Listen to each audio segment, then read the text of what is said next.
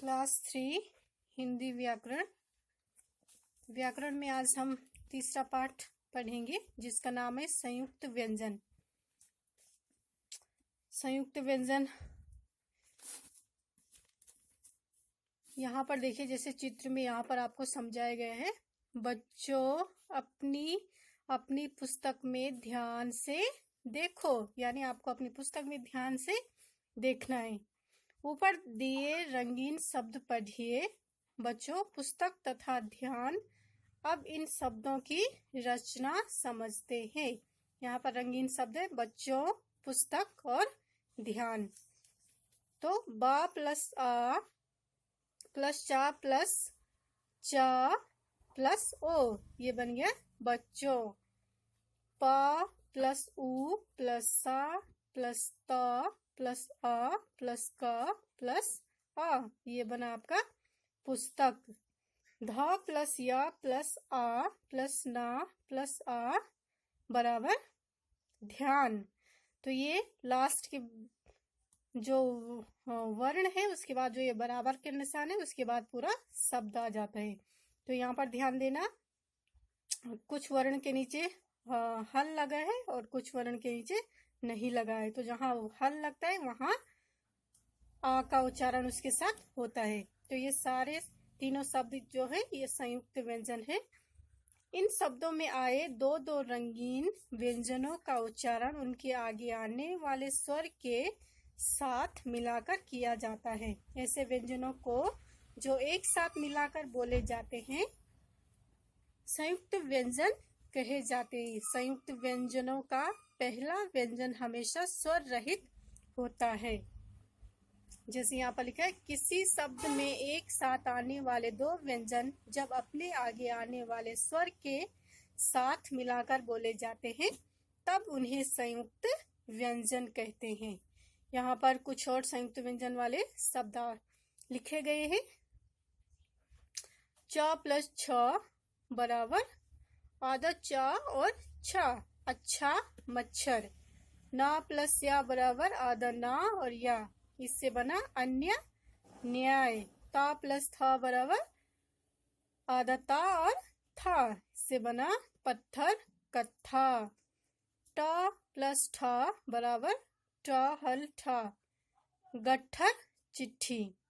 तो ये शब्द जो ये अलग अलग वर्ण है इनसे जो शब्द बनते हैं वो है गट्ठर, चिट्ठी, पत्थर, कत्था, अन्य, न्याय, अच्छा और मच्छर। तो आपको ठीक इसी तरीके से ये शब्दों को, इन शब्दों को पढ़ना है। और यहाँ पर और भी वर्ण दिए गए हैं। रस्सी, पत्ता, सच्चा, कच्चा, दिल्ली, बिल्ली, चक्कर, पक्का, गुब्बारा, डिब्बा।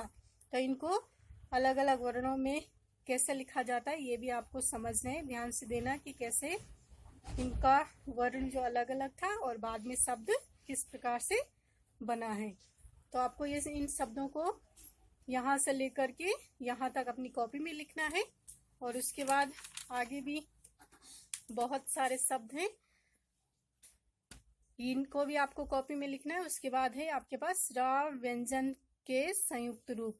तो रा व्यंजन के भी यहाँ पर बहुत सारे रूप हैं और इनको आपको पढ़ना है और अपनी कॉपी में लिखना है। जैसे यहाँ पर लिखा है, रा व्यंजन का उच्चारण तीन तरह से किया जाता है। रा प्लस स्वर, रा प्लस व्यंजन तथा व्यंजन प्लस रा। इन तीन तरह के उच्चारणों के लिए हमारी वर्णमाला में तीन चिन्ह बनाए गए हैं। रा, रेफ और ऊपर री की मात्रा है तथा पदेन, जिसको हम वर्ण के नीचे लगाते हैं। आइए इनके बारे में विस्तार से समझते हैं। अब ये सारे तीनों जो रा के वर्ण हैं इनके बारे में यहाँ पर विस्तार से दिया गया है। तो आपको ये ध्यान से पढ़ना है। फर्स्ट है रा स्वर, सेकंड है रा व्यंजन और थर्ड है व्यंजन प्लस रा। तो आपको ये ध्यान से पढ़ना है और इनको अपनी कॉपी में लिखना है। यहाँ से रा स्वर स्टार्ट है और यहाँ वो खत्म है। दूसरा रा व्यंजन यहाँ से स्टार्ट है और यहाँ खत्म है। तो कॉपी में इसी तरीके से आप लोग लिखेंगे। और तीसरा व्यंजन प्लस रा यहाँ से स्टार्ट है और यहाँ खत्म है। और यहाँ पर खत्म है। और इसके रा प्लस में एक और चीज आती है, यहाँ पर हम थोड़ा ध्यान देंगे। व्यंजन प्लस रा में यदि कोई अन्य व्यंजन रा से मिल रहा है तो उसे तीसरे वर्ण पदेन से लिखा जाता है। इसे खड़ी पाई वाले व्यंजनों में खड़ी पाई के पैरों में हुक की तरह से लगाया जाता है तथा गोलाकार व्यंजनों में हल चिन्ह के साथ जोड़ दिया जाता है। अब यहाँ पर देखो, खड़ी पाई वाले व्यंजन वर्ण रा और गोलाकार व्यंजन ट ड व्यंजन वर्ण प्लस रा। तो आपको इनको भी इसी तरीके से लिखना है। पहले इसका हेडिंग डालना है, फिर इसको खत्म करना है, फिर खा वाला जो गोलाकार व्यंजन होता है उसको भी लिख करके यहाँ पर आपको खत्म करना है। तो ध्यान देना, आपको बारीकी से सारी चीजों को पढ़ना है। और इसमें 2 प्रश्न है, संयुक्त व्यंजन किसे कहते हैं, और खा वाला है रा व्यंजन के उच्चारण की तीनों स्थितियां बताइए। तो पहला जो यहाँ पर जो ये का वाला प्रश्न है, इसका उत्तर इसी में आपकी बुक में है, ये फर्स्ट में ही देखना। यहाँ पर मैंने का लगा करके उत्तर लिखा है, तो का उत्तर ये है, इसको अपनी कॉपी में लिखना। और खा का उत्तर भी आपके यहीं पर है, पेज नंबर 21 में ये वाला मैंने खा डाल रखा है पहले से ही। तो यहाँ से लिखना, हिंदी में रा व्यंजन के उच्चारण की 3 स्थितियां हैं, रा स्वर, रा व्यंजन तथा व्यंजन प्लस रा। इनके लिए क्रमशः 3 अलग अलग वर्ण रा, री की मात्रा तथा रा बनाए गए हैं। ठीक है, रा पदेन यानी जो नीचे चिन्ह लगता है उसको रा पदेन कहा जाता है। तो यहाँ से लेकर के पूरा यहाँ तक ये खा का उत्तर है।